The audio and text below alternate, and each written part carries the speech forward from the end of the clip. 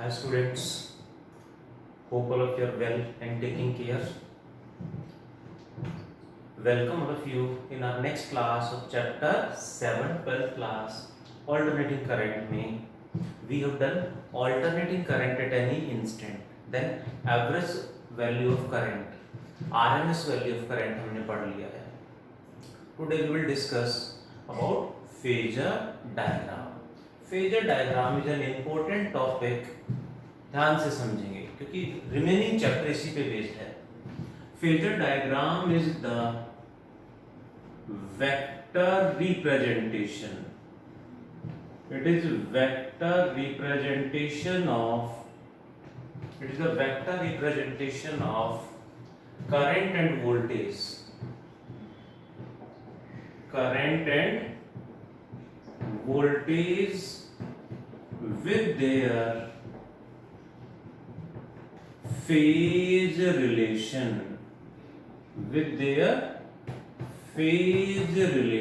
अब phase relation क्या होता है ये भी हमें समझना है. अब वेक्टर रिप्रेजेंटेशन तो वेक्टर्स का होगा. हमने क्या क्या पढ़ा देखेंगे जरा कैसे करेंगे ये भी समझेंगे. उससे पहले हमने पढ़ा है alternating current at any instant AC. और क्या पढ़ा हमने next is I average current and one more RMS current. Out of the three, alternating current at any instant and average current, these two are scalar quantities because current तो scalar होता है. So ये दोनों scalar हैं, but RMS current is a vector quantity. RMS current is a vector quantity याद रखना है. So जहां भी हम वेक्टर रिप्रेजेंटेशन करेंगे, फेजर डायग्राम ड्रॉ करेंगे, वहां आरएमएस करंट होगा. इन द सेम वे हमने पढ़ा alternating voltage at any time. और क्या पढ़ा हमने average voltage and one more RMS voltage. Again out of the three these two are scalar quantities and RMS voltage is a vector quantity. अब question आए vector कैसे हैं, how can we say these are vectors. तो vector कैसे हैं इसका proof अभी आगे आएगा. Let us continue the topics. के बाद एक टॉपिक आएंगे तो आएगा, वहां पे मैं शो करूंगा कि देखो हमने वेक्टर कहा था, इनको ये वेक्टर है, ये प्रूफ है. देखते जाएं please. So let's talk about phasor diagram draw करना है तो फेज रिलेशन पता होना चाहिए. फेज यानी एंगल, करंट एंड वोल्टेज दोनों का पता होगा तभी तो फेजर डायग्राम ड्रॉ करेंगे. Let us draw the phasor diagram. से पहले phase relation between voltage and current V and I. Phase relation between voltage and current first in a pure resistor. Hypothetically pure resistance मान के चल रहे हैं हम कि वहां पे कोई और क्वांटिटी नहीं, लाइक कोई इंडक्टर नहीं है, कोई कैपेसिटर नहीं है, प्योर रेजिस्टर है. एक एक करके पढ़ते जाएं, दो तीन टॉपिक्स कंबाइन हो जाएंगे तब थोड़ा सा अच्छे से आप समझ पाओगे कि कितना इंपॉर्टेंट है और टॉपिक क्या है उसको भी समझना. Pure resistance, let there is a resistance R connected to an alternating voltage.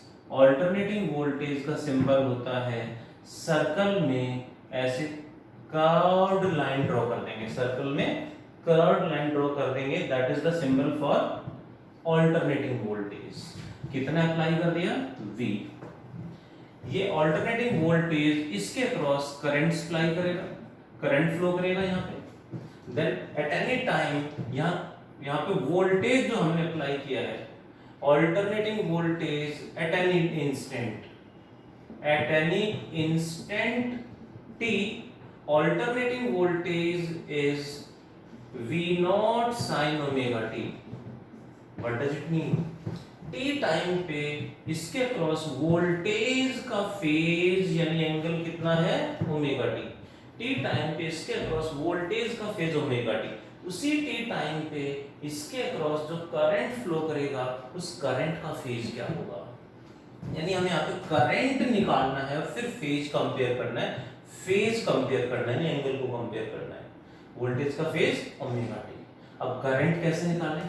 Obviously कोई और तो डिवाइस सर्किट में है ही नहीं, only resistance is there. So जितना भी वोल्टेज अप्लाई करेंगे the whole voltage appears across R, सारा का सारा वोल्टेज इसके अक्रॉस आ जाएगा। That means voltage across resistance R must be equals to applied voltage, must be equal to applied voltage. What is voltage across R? Resistor में voltage क्या होता है? I into R, ये सबको याद होगा। Voltage across resistance is I, R equals to applied voltage is V. Then what is I? I क्या बन जाएगा? I becomes V by R equals to V is V naught sin omega t divided by R.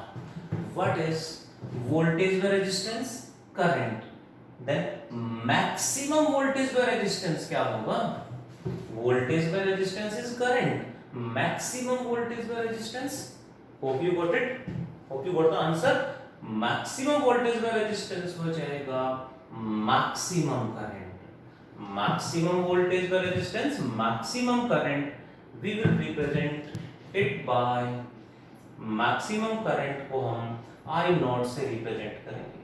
Maximum voltage V naught, maximum current I naught.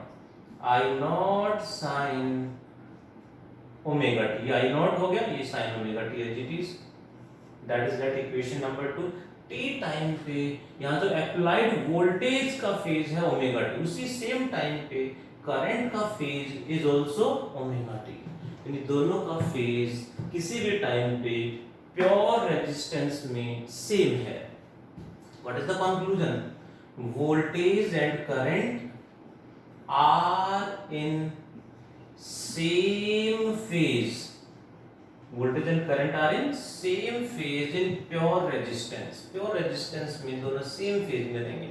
अब same phase का मतलब समझना है and same phase में phasor diagram कैसे draw करेंगे। ये तो आगे phase relation, दोनों का phase relation आ गया। इससे phasor diagram कैसे रिप्रेजेंट करेंगे देखते हैं जरा। phasor diagram के लिए जनरली phase मतलब एंगल जनरली x एक्सिस से anti clockwise positive angle and clockwise negative angle measure करते हैं। फेज यानी एंगल हमेशा यहां से मेजर करते हैं। मैथ्स में हमने बहुत बार सुना है, यूज किया है।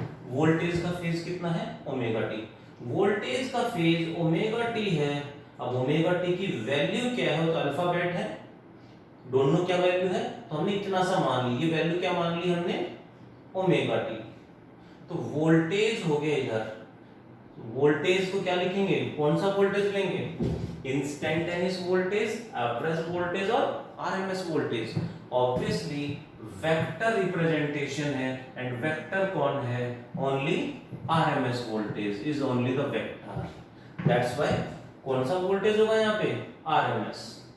प्लीज ध्यान देंगे, सिंपल वी भी आपने लिख दिया है तो वो भी आरएमएस वोल्टेज को रिप्रेजेंट कर रहा है। ध्यान रखेंगे इस पॉइंट को। What it? देन करंट का फेज, वोल्टेज का फेज ओमेगा टी, यानी वोल्टेज इधर आ गया है। करंट का फेज कितना है? Same phase omega t. Current का फेज भी उतना ही है, सेम फेज है, बट क्या करंट की वैल्यू भी सेम है? नो। करंट का फेज इतना ही है, यानी करंट भी इसी डायरेक्शन में होगा, आई आरएमएस, बट वैल्यू करंट की वैल्यू ये इतनी सी है, वोल्टेज की वैल्यू ये ज्यादा है। ऐसा क्यों? Because what is current? Voltage divided by resistance. Voltage को रेजिस्टेंस से डिवाइड करके जो आएगा वो करंट है, यानी करंट की वैल्यू वोल्टेज से कम होगी, डिफरेंट होगी। This is the phasor diagram. ये क्या है? फेजर डायग्राम किसके लिए है? Phasor diagram between voltage and current across a pure resistor. That is, जितना फेज वोल्टेज का उतना ही फेज करंट का। फेज सेम है, वैल्यू सेम नहीं है। वैल्यूज आर नॉट सेम, ध्यान देंगे। फेज सेम है, फेजर डायग्राम ये आ गया। फेज सेम है, इसका एक और मीनिंग हम समझेंगे, एक और एग्जांपल से इसको समझेंगे। that along x axis I am taking time. एक और एग्जांपल से मैं समझाना चाहूंगा फेज रिलेशन का मतलब क्या है, फेज का मतलब क्या है। Let me take voltage along Y axis. तो वोल्टेज का कर्व कैसा होगा, साइन ग्राफ है, साइन फंक्शन है। वोल्टेज का जो ग्राफ होगा वो साइन फंक्शन होगा इस तरह से, लाइक दिस। ये किसके लिए है, वोल्टेज के लिए है। करंट का ग्राफ ये कैसा होगा, यहाँ voltage zero, maximum again zero, then maximum in opposite polarity zero, ऐसे चेंज होता जाएगा। इसी फेज में करंट का, इसी डायग्राम में करंट को भी यदि हम ड्रॉ करें, करंट का भी ग्राफ प्लॉट करें, तो करंट का ग्राफ भी साइन फंक्शन है, बट सेम फेज है, but values are not same. Current is voltage by resistance, maximum current I nought is maximum voltage by resistance. Got it? यानी इतना सा मैक्सिमम वोल्टेज है तो मैक्सिमम करंट जो होगा वो V नॉट बाय R होगा। सेम फेज का मतलब समझते हैं। सेम फेज का मतलब है जब वोल्टेज जीरो है करंट भी जीरो है। जब वोल्टेज मैक्सिमम है current is also maximum, but value is different. Maximum voltage तो करंट भी maximum, but values are not same. Voltage decreases, current also starts decreasing. Voltage zero, current भी zero. Voltage ने अपनी polarity change करके opposite direction में increase होना start कर दिया है। सेम करंट ने भी अपनी डायरेक्शन चेंज कर ली और इंक्रीज होना स्टार्ट कर दिया है। Voltage maximum with reverse polarity, current maximum in opposite direction. Voltage again decreases, current also decreases. Again voltage zero, current भी zero. Voltage maximum, current भी maximum. Hope you understand the meaning of same phase. Phase same का मतलब है एक zero तो दूसरा भी zero, एक मैक्सिमम तो दूसरा भी मैक्सिमम, एक डायरेक्शन चेंज कर रहा है तो दूसरा भी अपनी पोलैरिटी चेंज कर रहा है। That is the meaning of same phase, but values are not same. Current is V by R, maximum current is V naught by R. दोनों की वैल्यूज डिफरेंट होंगी। ये होगा मैक्सिमम करंट आई नॉट और ये होगा maximum voltage V not. So maximum voltage V not ज्यादा है, करंट कम है, क्योंकि मैक्सिमम करंट होगा maximum voltage divided by resistance. Hope you got the meaning of phasor diagram. Phase relation में pure resistance में दोनों सेम फेज में है, ऐसे ही हमें इसमें फेज रिलेशन प्योर रेजिस्टेंस के साथ साथ प्योर इंडक्टर में क्या होगा वो भी हमें डिराइव करना है, प्योर कैपेसिटर में क्या होगा वो भी हमें डिराइव करना है। Late us continue the next one, second one. In a pure inductor, in a pure inductor of inductance L। Inductor मतलब सोलेनॉइड और कॉइल। सोलेनॉइड में, कॉइल में क्या होता है, इंडक्शन। इंडक्शन हो रहा है इसलिए हमने उसको नाम दिया था inductor. Got it? So phase relation between voltage and current in pure inductor में क्या होगा, प्योर कैपेसिटर में क्या होगा, वो भी हमें ऐसे ही डिराइव करने हैं। Let us derive. Pure inductor means there is a solenoid of self inductance capital L connected with applied voltage V volt से अप्लाई कर दिया है। नाउ इसका वोल्टेज इसके अक्रॉस एट एनी टाइम कितना होगा, एट एनी इंस्टेंट या eight any time भी कह सकते हैं, voltage is V not sine omega T. T time पे यहाँ जो वोल्टेज होगा उसका फेज कितना है, ओमेगा टी। इसी टी टाइम पे इसके अक्रॉस जो करंट फ्लो करेगा उस करंट का फेज हमें निकालना है। वोल्टेज का फेज ओमेगा टी, करंट का फेज क्या होगा ये हमें निकालना है, जैसे इसमें अप्लाई किया हमने, जैसे इसको डेराइव किया है। ऑब्वियसली सिर्फ इंडक्टर ही है डिवाइस इन द सर्किट, तो जितना भी वोल्टेज अप्लाई करेंगे सारा का सारा वोल्टेज इंडक्टर के अक्रॉस आ जाएगा। Means voltage across inductor must be equals to applied voltage. Now the question is what is voltage across inductor. Inductor में वोल्टेज कितना इंड्यूस होगा, इंड्यूस्ड वोल्टेज का फॉर्मूला था minus L D I by D T. कितना था? Minus L D I by D T. But ध्यान दें, हमें तो माइनस का माइनस नहीं लेंगे यहाँ पे, क्योंकि माइनस का मतलब क्या था कि वो इसको जो प्रोड्यूस कर रहा है उसको अपोज करेगा, नेगेटिव साइन का मीनिंग। सो कितना वोल्टेज यहाँ है वो L D I by D T हम लेके चलेंगे। वोल्टेज अक्रॉस इंडक्टर जो भी इंड्यूस होगा, this one is L D I by D T is equals to applied voltage is V। हमें करंट मेजर करना है तो DI को यही रखेंगे। DI becomes equals to V dt by V by cross multiplying dt divided by L। V की value put कर दें यहाँ पे तो ये बनेगा V not sign omega t dt by L। Got it? DI से करंट हमें निकालना है। What will we do? Obviously integrating both sides।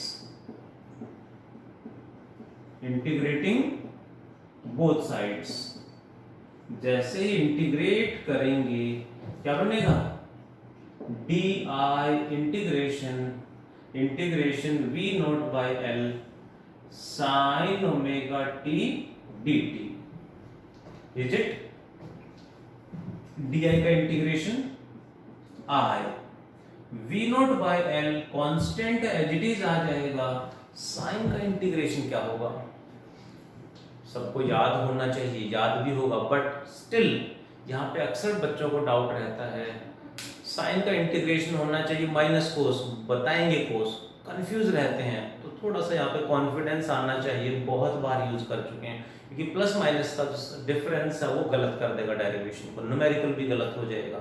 So confidence आना चाहिए, बहुत बार यूज कर चुके हैं। साइन का डिफरेंशिएशन कॉस होता है, इंटीग्रेशन माइनस कॉस होता है। सो क्या आएगा?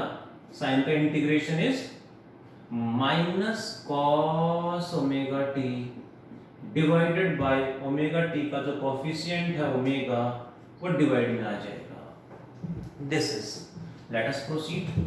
That is equals to minus V not by omega L cos omega t, equation number 2, minus V not by omega L cos omega t। इसमें हमने देखा ये ओमेगा L क्या आ गया है? हमने देखा omega L, omega is angular frequency, L is the self inductance, हम चैप्टर 6 में पढ़ चुके हैं। इसकी जब हमने यूनिट कैलकुलेट की, दैट इज ओहम। इसकी यूनिट हमने निकाली तो क्या आ रही है? ओहम। ओहम यानी रेजिस्टेंस। इसका मतलब ये कोई ना कोई रेजिस्टेंस इस सर्किट में आ गया है। यहाँ तो रेजिस्टेंस है ही नहीं, ये तो इंडक्टर है।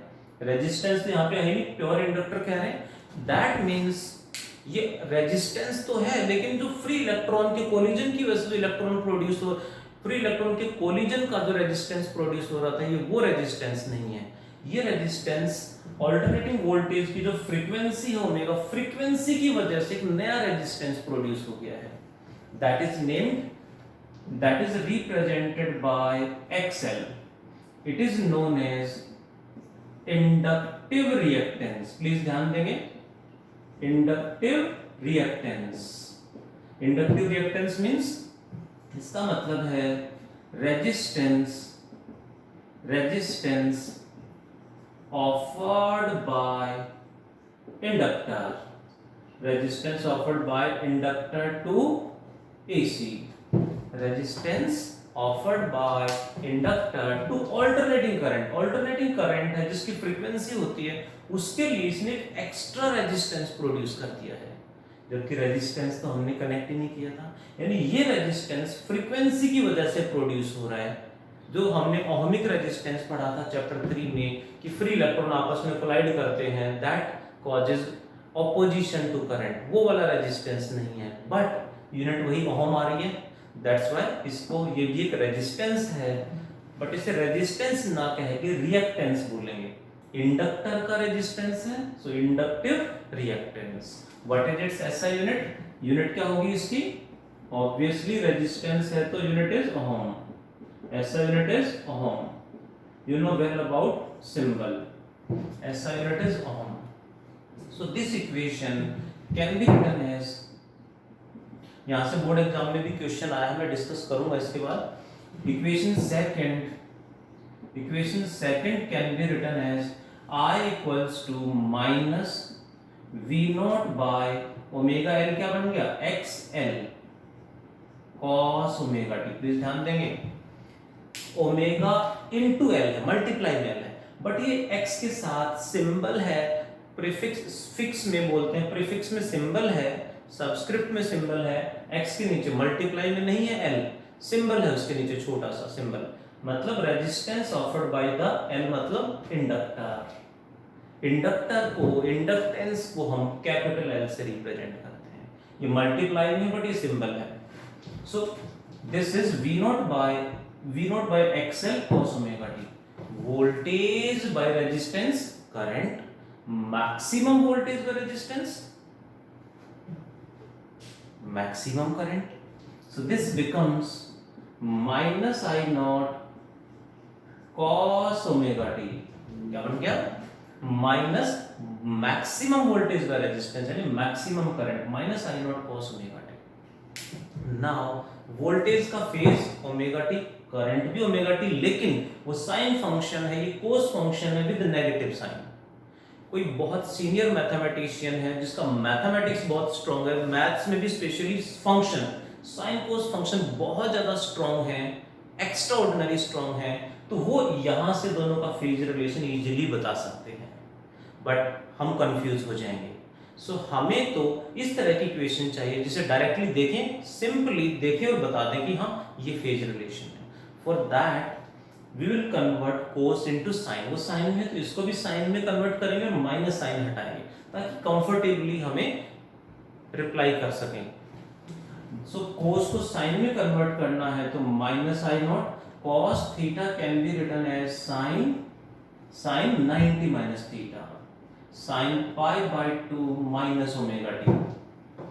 एक पॉइंट और यहाँ पे बताना चाहूंगा, sin 90 minus theta cos theta, sin 90 plus theta is also cos theta, but यहाँ प्लस नहीं लेंगे क्योंकि प्लस आ जाएगा तो फिर ये वाला माइनस फिर रह जाएगा, फिर कंपेयर करने में कंफ्यूज होंगे। दैट्स व्हाई हमें माइनस साइन चाहिए ही नहीं, ये माइनस साइन भी हटाना है। दैट्स व्हाई हमने cos थीटा को sin 90 माइनस थीटा लिया है, प्लस क्यों नहीं लिया वो भी एक्सप्लेन कर रहा हूं।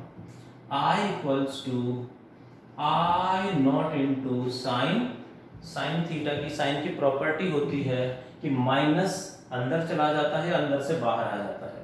सो ये माइनस साइन हम अंदर ले जाएंगे यहाँ पे, तो ये माइनस यहाँ कहीं माइनस हो जाएगा और ये प्लस हो जाएगा, means sin omega T minus pi by 2, क्या बन जाएगा omega T minus pi by 2। क्या प्रॉपर्टी हमने यूज की, because sine minus theta equals to minus sine theta, ये प्रॉपर्टी हमने यूज कर ली साइन की, कि बाहर माइनस हो तो अंदर चला जाता है। वन मोर पॉइंट, देखो यहाँ पे प्लस, ये भी प्लस, ये साइन ये भी साइन, अब इजीली बता सकते हैं वोल्टेज का फेज ओमेगा टी, करंट का phase omega T minus pi by 2।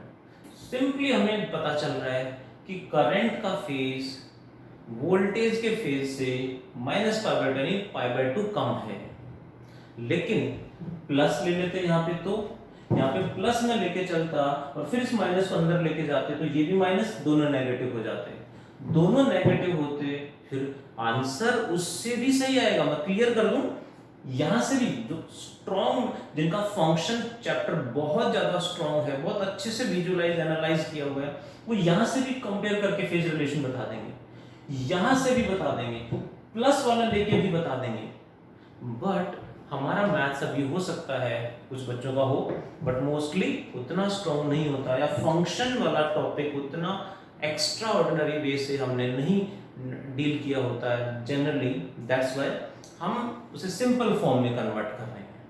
Hope you got it, कि मैंने यहाँ कंपेयर नहीं किया, यहाँ पे भी माइनस वाला लिया, प्लस वाला नहीं लिया, क्योंकि प्लस होता तो यहाँ भी दोनों नेगेटिव आ जाते, करके देख सकते हो। कंपेयर नहीं कर पाते, फिर प्रॉब्लम होती कंपेयर करने में। Got it? What is the phase relation now? Voltage का फेज ओमेगा टी, तो करंट का phase omega T minus pi by 2 है। इसका मतलब है करंट वोल्टेज से माइनस पाई बाय 2 मतलब 90 पीछे है। दैट मीन्स करंट यानी I legs V by π/2। Current voltage से 90 पीछे है, इसका मतलब वोल्टेज करंट से 90 आगे है, और V लीड्स I बाय π/2, दोनों का मतलब सेम है। वो ओमेगा टी है तो ये omega T minus π/2। Important result है, ध्यान रखने पड़ेंगे। फेजर डायग्राम क्या होगा वो भी समझते हैं। फेजर डायग्राम कैसा आएगा देखें जरा। लेट फेज हम जनरली एक्स एक्सिस से लेके चलते हैं इस तरह से, पॉजिटिव और नेगेटिव नीचे की तरफ। वोल्टेज का फेज ओमेगा टी, वोल्टेज का फेज ओमेगा टी, ये मान लेते हैं voltage V R M S. तो इसका जो ये फेज है ये क्या है, ओमेगा टी। जनरली अल्फाबेट है तो इस तरह से हम रिप्रेजेंट कर लेंगे। न्यूमेरिकल आएगा तो एग्जैक्ट वैल्यू गिवन होगी। डेरिवेशन में ऐसे ही अल्फाबेट्स लेके चल रहे हैं, ओमेगा टी। वोल्टेज का फेज ओमेगा टी, करंट का फेज ओमेगा टी माइनस π/2, मतलब करंट का फेज भी यहीं से लेंगे, ओमेगा टी मतलब इधर जाएंगे, फिर माइनस ओमेगा टी के माइनस π/2 मींस 90 पीछे आएंगे वापस। यहां से ओमेगा टी यानी इधर जाएंगे, प्लस का है, और फिर माइनस π/2 90 वहां से वापस चलेंगे। दैट मींस इससे 90 पीछे इधर आ गया है। This is current IRMS। Got it? ये है फेजर डायग्राम, इंपॉर्टेंट है फेजर डायग्राम, एंड ये डेरिवेशन फेज रिलेशन भी इंपॉर्टेंट है, हमें क्लियर होना चाहिए। Got it? इसी को वेव डायग्राम से कैसे समझेंगे देखें जरा। इधर हम लेंगे टाइम, इधर वोल्टेज, वोल्टेज क्या है, sine function. Sine function you know well, इस तरह से होगा लाइक दिस। ये वोल्टेज का ग्राफ आ गया। करंट का ग्राफ क्या होगा, करंट 90 पीछे है, इसका मतलब क्या है, सिर्फ समझने के लिए है, ये भी सिर्फ समझने के लिए था। एग्जाम में तो ये यूज करना है, ये हो सकता है ड्रॉ करना आ जाए, वो सिर्फ समझने के लिए। 90 करंट 90 पीछे, इसका मतलब तो वोल्टेज जीरो, करंट 90 पीछे का मतलब है कि वोल्टेज जीरो तो करंट अपोजिट डायरेक्शन में मैक्सिमम है। जो वोल्टेज मैक्सिमम होगा उस मोमेंट पे करंट जीरो हो जाएगा। दैट इज, जब वोल्टेज जीरो हो जाएगा वहां पे, उस जहां वोल्टेज जीरो होगा वहां पे करंट मैक्सिमम हो जाएगा। दैट इज, जब वोल्टेज मैक्सिमम होगा current again becomes zero like this. Voltage जहां जीरो होगा वहां पे करंट मैक्सिमम लाइक दिस। इस तरह से ग्राफ चलेगा। This is the graph for current. Voltage current से 90 आगे है, यानी वोल्टेज जब जीरो है तो करंट पीछे है 90 पीछे मींस अपोजिट डायरेक्शन में maximum. Voltage maximum, current zero, voltage zero, current maximum. इस तरह से वो करंट वोल्टेज के 90 डिग्री पीछे चलेगा। That is the phase relation, phasor diagram. Then vector कौन है, RMS voltage, RMS current are vectors. Average voltage, average values and instantaneous values are scalars. क्यों, वो भी प्रूव करेंगे। और ये वेक्टर क्यों है, अभी एक दो क्लास में आगे आएगा, आपके सामने होगा प्रूफ कि हाँ ये वेक्टर्स हैं। Got it? Next one is phase relation between voltage and current in a pure resistor, same phase. Inductor में वोल्टेज ओमेगा टी है तो करंट ओमेगा टी माइनस π/2 आ गया। Third one you should try in a, third one क्या होगा, in a pure capacitor. In a pure capacitor is third one, you should try at your home, it is not dangerous. I will discuss in the next class, but pure capacitor में आपको जरूर try करना चाहिए। Okay, आज इतना ही पढ़ते हैं। Thank you all, take care and do practice well. Thank you.